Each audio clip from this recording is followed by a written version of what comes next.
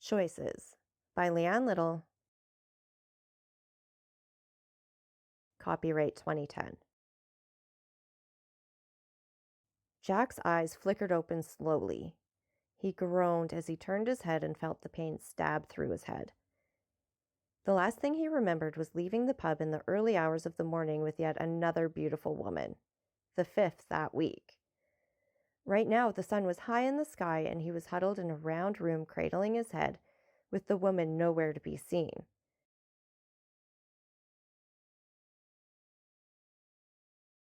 This unfamiliar room featured torches burning for meager light, a freezing stone floor with matching walls, and 3 dark doorways. Soon enough, footsteps were heard coming from the middle doorway. They were heavy steps, slamming onto the cobbles and causing debris to fall from the ceiling. A low rumble accompanied the steps and sent slivers of fear through Jack's heart. He moved backwards until he was standing flat against the wall, staring wide-eyed at the tunnel's entrance. When at last the visitor stepped into view, he did not do so with feet. Jack's heart skipped a beat as his eyes roamed over the Minotaur's hooves, muzzle, and horns. The single beat ran into 2 as he caught sight of the machete the creature was holding in its hand. Jack swallowed hard. "What do you want?" he asked, not expecting the beast to be capable of speech. Contrary to expectations, the creature could not only speak well, but had the most commanding voice Jack had ever heard. "It is time for you to make a choice." "A choice? What choice? To continue harming people the way you do, or to become human once again?" "I don't know what you mean," Jack stammered. The Minotaur held up his blade so that his prisoner could see his reflection. Jack almost screamed when he saw the single eye of a Cyclops staring back at him instead of the face he was used to seeing. "What did I do to deserve this? I haven't hurt anyone."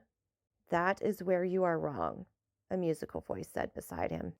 He turned, expecting yet another monster, but a gorgeous and familiar woman stood next to him instead. "I met you a few weeks ago." She smiled grimly. "Yes, you did. At the pub. Then we went home together and you promised me you would call and we'd be together." "I'm sorry, but I thought it was understood that it was only fun." "Fun?" Her eyes grew bright with fury. "Fun?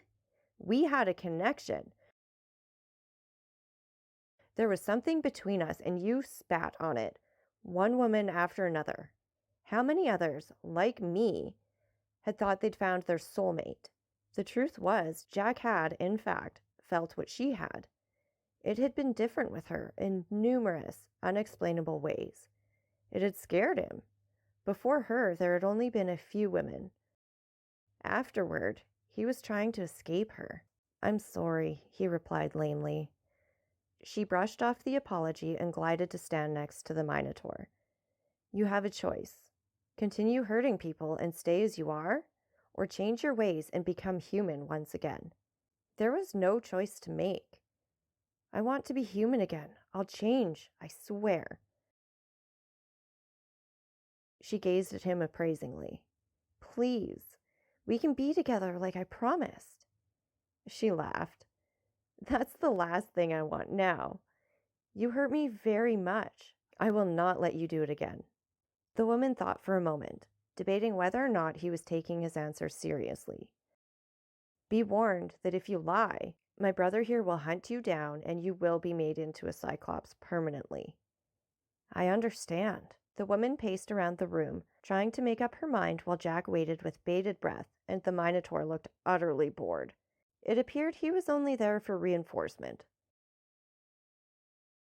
Before Jack's patience could run out and he started begging, the room and the tunnels vanished and he was back in his apartment, dirty and disheveled, but with 2 eyes. He sighed with relief and immediately made a different decision. A plan was needed in order to follow through with it, though. It took a bit of work to set things in motion, but when at last his belongings were sold, his apartment rented out, and he flew across the world, Jack found that he was the most content he had ever been, possibly more content than he ever would have been. They checked up on him every so often to make sure that he kept his word.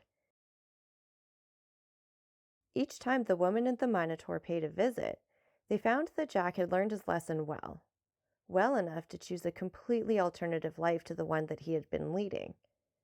Jack had chosen a celibate life, a life within a monastery's walls, wearing the rough brown robes of a monk.